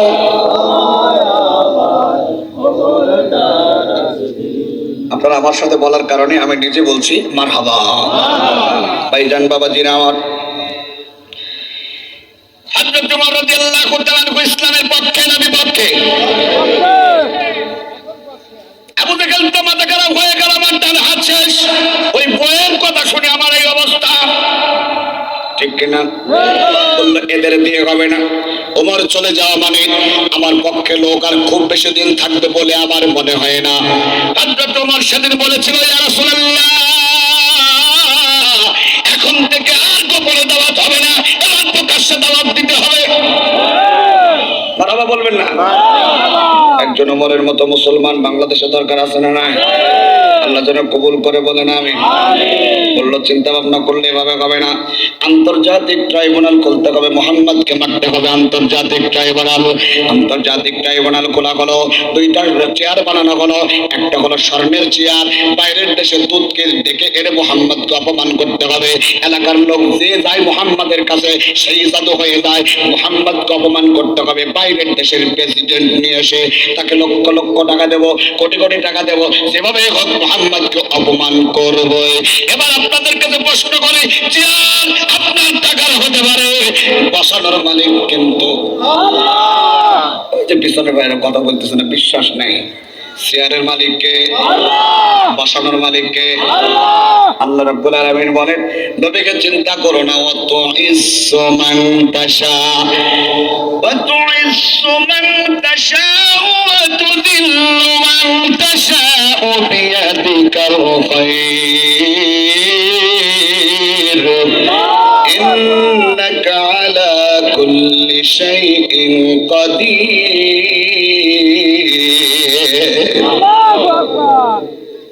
ক্লান্ত হয়ে গেছে আর চলে দ্বিতীয় বক্তার ওয়াজ এত চলা ঠিক না। ভালো করে কান দেন, ইজ্জতের মালিককে আল্লাহ। যদি কাউকে ইজ্জত দেয় জেলখানার কারাগারের মধ্যেও দেয়। আমার আল্লাহ যদি কাউকে বেইজ্জত করে ক্ষমতার আসনে বসিয়েও করে। তার বাস্তব প্রমাণ হচ্ছে আল্লামা সাঈদী আর তার বিরোধী দল।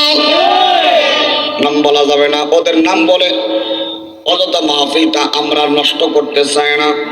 ইজ্জতের মালিককে দাওয়াত দিল বাইরের দেশের প্রেসিডেন্ট, নাম হলো হাবিব বিন মালিক। চেয়ারে বসে বলল, স্বর্ণের চেয়ারে হাবিব বিন মালিক, রূপার চেয়ারে হচ্ছে আবু জেহেল। তাদের চিন্তা ভাবনা একটা। হাবিব বিন মালিককে বলেছিল, আপনি বাইরের দেশ থেকে এলাকার কোন লোক নেব না, বাইরের দেশ থেকে আপনি লোক নিয়ে আসবেন যত পারবেন। 12,000 মতান্তরে 24,000 মানুষ নিয়ে এসেছিল।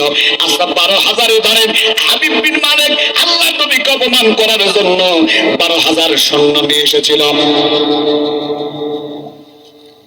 আন্তর্জাতিক ট্রাইব্যুনাল করলো, 12,000 লোক, এদিকে 6,000, এদিকে 6,000, অথবা ওই জায়গায় 12,000 মানুষ সহ প্রেসিডেন্টরা বসে পড়লো। বিচার করবে কয়জনের? মনোযোগ আছে আপনাদের? বিচার করবে কয়জনের? আসামিকে বিশ্বনবী মুহাম্মদুর রাসূলুল্লাহ সাল্লাল্লাহু আলাইহি ওয়াসাল্লাম। হাবিব বিন মালিক বললেন, আবু জেহেল, একটা লোককে অপমান করার জন্য এত টাকা পয়সা খরচ করেছো, তুমি কিছু মনে নিও না। আমারই যেন কেমন কেমন মনে হচ্ছে, লোকটাকে দেখার দরকার। মারহাবা কোন? একটা মানুষকে মারতে এত কিছুর প্রয়োজন হয়? আমার আল্লাহ বুঝান, তোমরা আন্তর্জাতিক ভাবে ট্রাইব্যুনাল খুলে বিশ্ব নবীকে অপমান করতে যাচ্ছ। ট্রাইব্যুনাল খুলবা তোমরা আন্তর্জাতিক ভাবে অপমান নয়, আন্তর্জাতিক ভাবে সম্মানিত করতে পারি আমি আল্লাহ। আমার আল্লাহ পারে কি পারে না? ভাইজান বাবাজিরা আমার, বিশ্ব নবীজি মুহাম্মদ সাল্লাল্লাহু আলাইহি ওয়াসাল্লাম, তার সাহাবা এবং হযরত ওমর বিশ্ব নবীজির বাম পাশে বসা। আবু জেহেল বলল, যাও মুহাম্মদকে নিয়ে আসো। আল্লাহর নবীকে নিয়ে আসতে গেল, দেখতেছেন বিশ্ব নবীজির পাশে একজন বসা, সেই ব্যক্তি হলো হযরত ওমর। লোকগুলো ঘুরে চলে গেল, গিয়ে বলতেছে, হুজুর বাম পাশে ওমর বসা, আমাদের দ্বারা সম্ভব হইল না। মারহাবা কোন?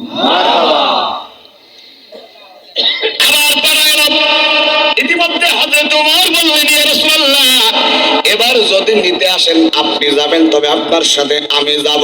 আমি ওমর যদি থাকে, আবু জেহেল আপনার বিচার করতে পারবে না। ঠ্যাংও কাঁপবে, পাও কাঁপবে, আপনি টেনশন করবেন না। আল্লাহর নবী রেগে গেলেন, চোখগুলো রক্তিম বর্ণ হয়ে গেল, আর বলল, ও ওমর, তোমার কথা মতো আমি ইসলামের দাওয়াত দিই না, তোমার প্রতি ভরসা করে কোরআনের কথা বলি না। ও ওমর, তুমি যেদিন ছিলে না, সেদিন আমি কোরআনের দাওয়াত দিয়েছি আল্লাহর প্রতি ভরসা করে, তুমি আমার সাথেই যাবে না। এখানে বসে থাকো চুপচাপ। মারহাবা কোন? আমার নবীজি বললেন, ওমর তুমি যাবা না, আমি যাই, ওদিকে বিশ্বাস আছে আমার আল্লাহ, আমার ইজ্জতের মালিক, তোমার প্রতি ভরসা করে না। লোকজন আবার আসলো বিশ্বনবীকে আনার জন্য। বিশ্বনবীজিকে ওই লোকজন আসলো, যুবকরা আসলো আল্লাহ নবীকে অপমানিত করার জন্য। ওখানে তারা আসতেছে বিশ্বনবীজির সামনে আর যুবকেরা পিছনে। বক্তাকে যখন তোলে, সিচুয়েশনটা ওই রকম ছিল। বক্তা যাচ্ছে সামনে, পিছনে স্লোগান দেয়, কিন্তু ওখানে স্লোগান হয় না। ওদের চিন্তা ভাবনা একটাই, মুহাম্মদকে অপমান করব। আল্লাহর নবীর যে বিচার করতে এসেছে তার নাম হচ্ছে হাবিব বিন মালিক। মনে আছে? হাবিব বিন মালিক দেখতেছে সুন্দর একটা যুবক আসতেছে, টান পায়ে হেঁটে চলে আসতেছে মঞ্চের দিকে। আল্লাহর নবীর চেহারা দেখে সে শেষ। সুবহানাল্লাহ। মাথার ভিতরে স্ক্রু আছে, ব্রেন আছে, মেধা আছে, জ্ঞান আছে, যেটা আছে আছে তো দিয়েছে কে? আরো জোরে বলেন, খালিক তুমি, মালিক তুমি, হাকিম তুমি, অন্তর্যামী, পাপে ভরা এই জীবনে নেই তো গতি তুমি বিনে। আমি গাই তোমার গুণগান, তুমি রহমান, তুমি মেহেরবান। আল্লাহ তুমি কত মহান, কত ভালো বন্ধু, প্রাণে তুমি, মনে তুমি, তুমি দয়ার সিন্ধু। আস্তে করে বলেন মারহাবা। ভাইজান কষ্ট হচ্ছে আপনাদের? আর 3-4 মিনিট লক্ষ্য করেন। বিশ্বনবীকে দেখে হাবিব বিন মালিক যে বিচার করতে এসেছে তার মনেই নাই। আল্লাহর নবীর যে বিচার করতে এসেছে হাবিব বিন মালিক, এটা মনে নাই। স্মৃতি চরম শেষ।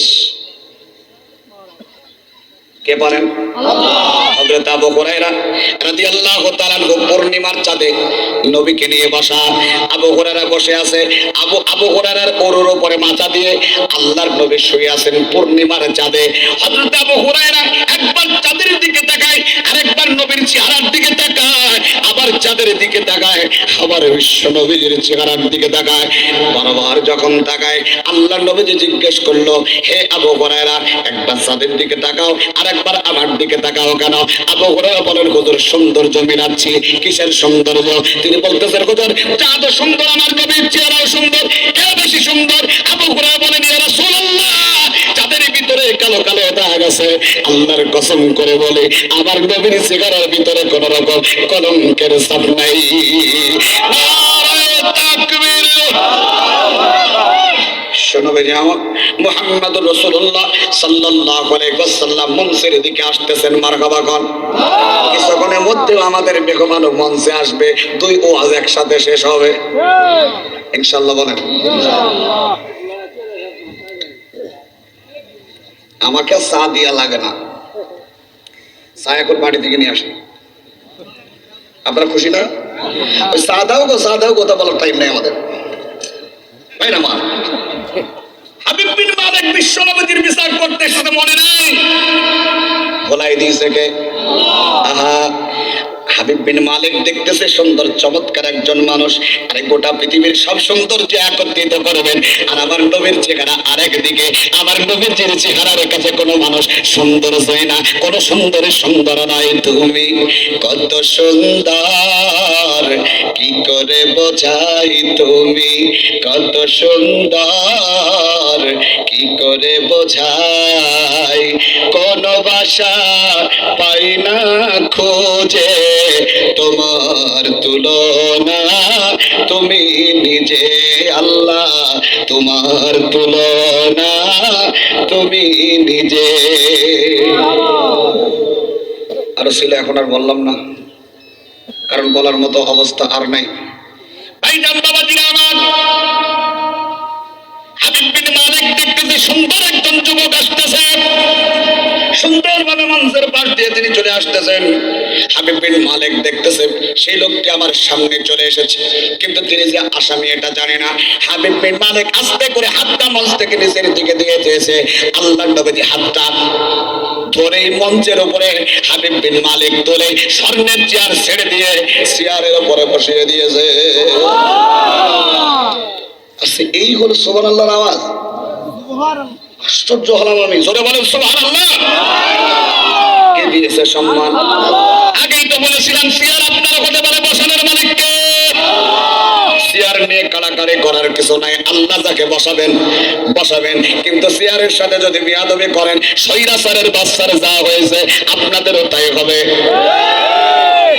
ঠিক না? বাংলাদেশে 48টা নিবন্ধিত দল, আল্লাহ যাকে পছন্দ করবেন সেই হয়ে যাবেন। তবে আল্লাহ যেন হযরত ওমরের মতো একজন প্রেসিডেন্ট, আল্লাহর পক্ষ থেকে একজন অভিভাবক আমাদের জন্য দান করেন, আল্লাহ যেন কবুল করে। জোরে বলেন আমিন। আল্লাহ নবীজি এখন কোথায় বসা? প্রধান অতিথি কোথায়? দাঁড়ানো দাঁড়ানো, প্রধান অতিথি দাঁড়ানো। প্রধান অতিথি যদি দাঁড়ায়, ভাই যদি মঞ্চে আসে, আমার আর বসা উচিত হবে? এখন হাবিব বিন মালিক দাঁড়ানো, আল্লাহর নবী চেয়ারে বসা, হাবিব বিন মালিক দাঁড়ানো, বিশেষ অতিথির বসা কি আর উচিত হবে? সে চিন্তা করলো, হাই হাই করলাম কি, কিন্তু দাঁড়িয়ে বলেছি আল্লাহ রাব্বুল আলামিন ইলহামের মাধ্যমে যেন বলে দিল, ও হাবিব বিন মালিক, তুমি আমার নবীকে সম্মান করেছো, তুমি বসো চেয়ারে। আর আমার নবীকে সম্মান করতে চেয়েছিল আবু জেহেলের বাচ্চা আবু জেহেল, সে বসবে মাটিতে। সম্মানী লোককে সম্মান করবেন, আল্লাহ সম্মান বাড়িয়ে দেবে। সরে বলেন ঠিক কিনা? এবার বলেন, নবীজি যদি চেয়ারে বসে থাকে আপনাদের কোনো সমস্যা নাকি? নবীজি চেয়ারে বসুক, নবীকে চেয়ার থেকে নামাবে কি করে? আল্লাহ যদি না নামায়, তবে ইতিহাস একটা আছে, আজকের সময় হলো না, আবার কোনো একদিন সময় হবে। চলেন বাতাসের বিচার করে আসি। বাতাসের বিচার করার দরকার আছে না নাই? এবার কোন দিকে যাব? নবীকে চেয়ার থেকে নামানোর ঘটনা বলবো? যদি ঘটনা না বলি আমার আয়াতের সাথে মিলবে না, এটাই আগে শেষ করি। ওটা না হয় অন্যদিন বেঁচে থাকলে দেখা হবে, না হলে কিয়ামতের ময়দানে দেখা হবে। ভাইজান ক্লান্ত হয়ে গেছেন নাকি? এবার আপনাদের ক্লান্তি দূর করার জন্য আমি একটা স্লোগান দেব, আমার সাথে আপনারা দিতে পারবেন কারা কারা? একটু হাত তুলে দেখা, সবাই হাত টান টান করে তোলেন, টান টান, নারায়ে তাকবীর। ভাই আওয়াজ দেবেন, এত আকাশ বাতাস মুখরিত করে এবার এমন স্লোগান দেব, বাতিলের বাচ্চারা যেন পালাতে বাধ্য হয়, এমন স্লোগান দেওয়া যায় কি? নারায়ে তাকবীর, নারায়ে তাকবীর। নাস্তিকতা নিপাত যাক, দিন ইসলাম জিন্দাবাদ, কোটি প্রাণে একই আওয়াজ, খোদা তোহি ছাড় পাবে না, এই বাংলায় ঠাই হবে না, মুসলমানরা জেগেছে আজ। চল কদমে সামনে চলো, বজ্র কণ্ঠে আওয়াজ তোলো, সবাই মিলে একই তালে দাও না স্লোগান, লিল্লাহে তাকবীর, নারায়ে তাকবীর। দিন ইসলাম, দিন ইসলাম, আল কোরআনের আলো,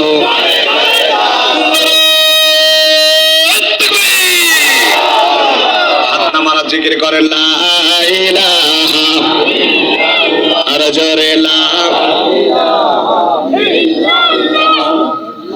আলহামদুলিল্লাহ, ইল্লাল্লাহ, জোরে লা,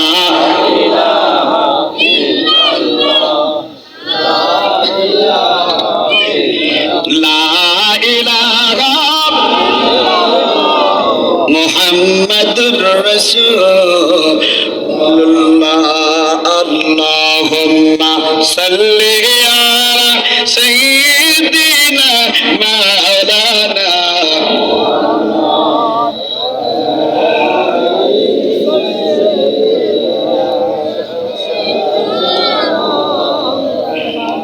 সকলে বলি সাল্লাল্লাহু আলাইহি ওয়াসাল্লাম। মানে ওইটা পালাবো, এই জন্য তৈরি হলাম। ভাইজান কষ্ট দিয়েছে আপনাদের, কষ্ট যদি পেয়ে থাকেন আল্লাহর রাস্তায় মাফ করবেন। অসমাপ্ত আলোচনা রেখে চলে যেতে বাধ্য হচ্ছিলাম, যেহেতু প্রধান মেহমান এখনো আসেনি, আর একটু সুযোগ পাবো। আবু জেহেল হাবিব বিন মালিককে বললাম, তোমার জন্য আমি কি করলাম না, আর তুমি আমার জন্য কি করলাম? বসে বললাম না বিষয়টা, কয় লোকটাকে অপমান করার জন্য এত টাকা খরচ করলাম, আর তুমি আমাদের জন্য একই করলা। আবু জেহেল বলতেছে, ও ভাই তুমি আমার জন্য কিছু একটা করো। হাবিব বিন মালিক বলে, আমি তো তোমার জন্যই করতে এসেছিলাম, কিন্তু কিভাবে যে কি হলো তা বুঝলাম না। মেসাকার বাধাই দিয়েছে কে? আমার আল্লাহ পারে কি পারে না? হাবিব বিন মালিক বলল, তুমি প্রশ্ন করো, জবাব না দিতে পারলে খেলা হবে। আবু জেহেল প্রশ্ন করলো, হাতের ভিতর থেকে বাহির থেকে হাতের মধ্যে কি যেন নিয়ে আসলো, আর বলল, হাতের মধ্যে কি আছে বলতে পারলে আমি ইসলাম ধর্ম গ্রহণ করবো। আল্লাহ নবীজি বললেন, ও হাবিব বিন মালিক হাজার বার এই ওয়াদা করেছে, কোনদিন ওয়াদা ঠিক করেনি, আজকে ঠিকঠাক তুমি সাক্ষী থাকো, আমি যদি জবাব দিতে পারি তাহলে সে কালিমা গ্রহণ করবে। কবি কবিতা লিখতেছে, যাতে আল্লাহ পাকে আই সাল্লি আলা মুহাম্মদ বাশার মে আয়ে মগর নূরুন আলা নূর গায়, নূরুন আলা নূর গায়। একদিন का वाकया अबू जहल ने कहा, आई मोहम्मद कहती दिए आगे अंदर हर गया, बोलते ही कंकरी ला इलाहा बोलो जोर कर मरहबा। আবু জেহেল হাতের ভিতর থেকে বলে উঠল, লা ইলাহা ইল্লাল্লাহ মুহাম্মাদুর রাসূলুল্লাহ। নারায়ে তাকবীর। কালেকশনের বিষয়টা একটু বলেছে, ছেলে নিয়ে নামবে, আপনি বলে দেবেন ঘোষণা। আচ্ছা আচ্ছা ঠিক। মানে তোমাদের টাকা তুমি নেই বলে চলে, আমাদের একটু জিকির করে লা ইলাহা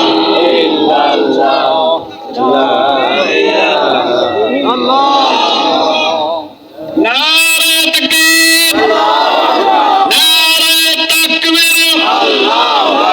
প্রধান অতিথির আগমন মাহফিলের পক্ষ থেকে, বাগেরহাটের পক্ষ থেকে লাল গোলাপ শুভেচ্ছা। দিন ইসলাম, দিন ইসলাম জিন্দাবাদ, জিন্দাবাদ। নারায়ে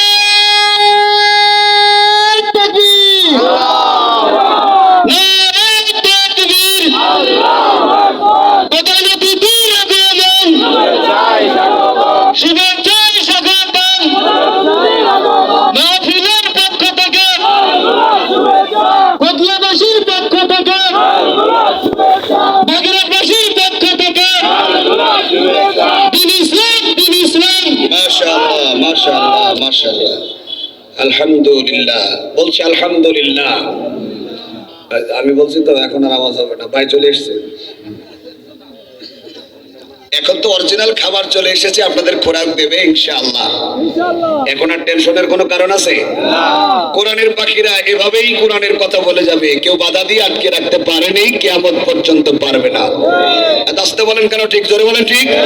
যদি আগুন লেগে, যদি আগুন লেগে ধ্বংস হয় পৃথিবীর সব বইয়ের দোকান, বিশ্ব থেকে হারাবে না পবিত্র কোরআন।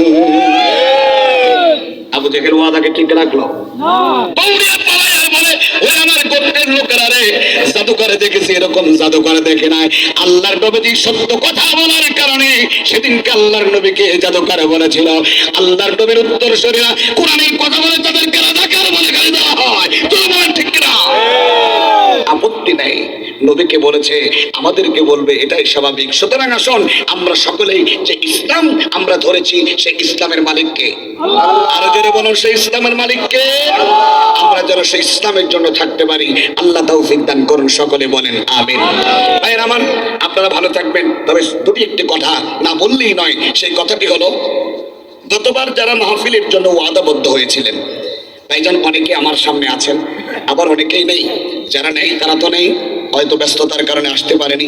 কিন্তু যারা এসেছেন, গত বছর ওয়াদা করেছিলেন, আল্লাহর রস্তে আপনারা আপনাদের ওয়াদাবদ্ধ টাকাটা দিয়ে দিবেন, হাদিয়াটা দিয়ে দেবেন। এবং এখনই এই মুহূর্তে আমার প্রিয় স্বেচ্ছাসেবক ভাইরা যাবেন, আপনারা সকলেই যে যা পারবেন কোরআনের মাহফিলের জন্য দিয়ে দেন। যত দ্রুত দেবেন আমাদের মেহমান তত দ্রুত আলোচনা করবেন ইনশাআল্লাহ। সকলে একটু জিকির করি। আর আমার প্রিয় ভাইরা যাবে, অন্তত আপনারা 50টা টাকা হলেও, 20টা টাকা হলেও আপনারা মাহফিলের জন্য দিয়ে যাবেন ইনশাআল্লাহ। ও ভাই দেবেন না? ভাই কৌশল বড় ভাই গতবার ধানকাটা সে ঠিক হয়েছে আপনার কাছে ঠিক। আচ্ছা, কাউসার ভাই, কাউসার বড় ভাই, কাউসার ভাই, কাউসার ভাই এলাকার বড় ভাই, মাশাআল্লাহ, এলাকার বড় ভাই কাউসার ভাই আছেন নাকি এখানে? কাউসার ভাই বলেছিলেন আমি আসলে নাকি আমার হাতে উনি 10,000 টাকা দিবেন মাহফিলের জন্য, ওয়াদাবদ্ধ টাকা। না ভাই? আলহামদুলিল্লাহ, কাউসার ভাই আছেন, আলহামদুলিল্লাহ। নারায়ে তাকবীর। ভাই গতবার ছিলাম, এবারও এসেছি, আপনি বলেছিলেন আমি আসলে দিবেন, আলহামদুলিল্লাহ। আমাদের প্রিয় কাউসার ভাই 10,000 টাকা ওয়াদাবদ্ধ ছিলেন, ইনশাআল্লাহ তিনি দিচ্ছেন। আমার প্রিয় ভাইকে আল্লাহ তাআলা কবুল করুন, আরো জোরে বলেন আমিন। ভাই টাকা দেওয়ার কথা, বেশি দেবেন না কম দেবেন? আলহামদুলিল্লাহ, যা ওয়াদা ছিলেন, আলহামদুলিল্লাহ, নারায়ে তাকবীর। 10,000 টাকা ওয়াদা ছিল আমার প্রিয় ভাইয়ের।